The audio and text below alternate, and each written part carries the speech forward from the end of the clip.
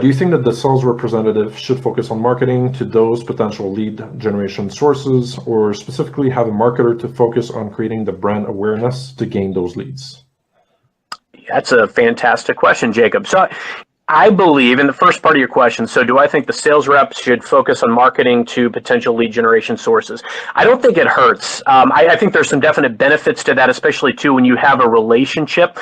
I can speak for myself, my vantage point, as an all-up Microsoft territory manager, I have a lot of really good relationships with clients. So if they're hearing it from me rather than from maybe necessarily another person in the business, or maybe it's another person within my organization with whom they don't have a relationship. I find that sometimes even when they hear from other folks in the business, they reach out to me anyway and ask me about it. So I do see a definite benefit in doing some of that outreach myself and doing some of that marketing. Because again, let's hark back to the previous thread in the conversation. It enables you to stay top of mind with your client.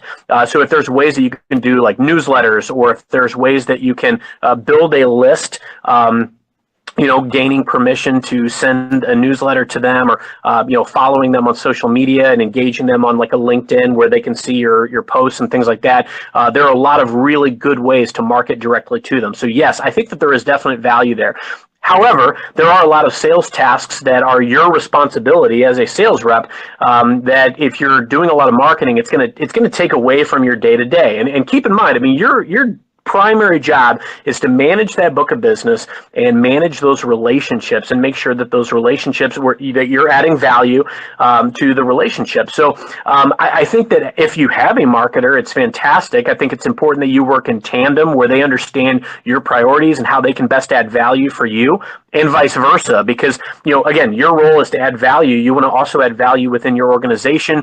You want to be sharing with your marketer what is relevant. And so I think it's important that if you do have a marketer, which is a great resource, figure out how you can work in tandem and how you can bring value to their role and to their job. But at the same time, yes, if you can do marketing and carve off some of your time to do that, it is valuable. I think it's important to work smart, not necessarily harder.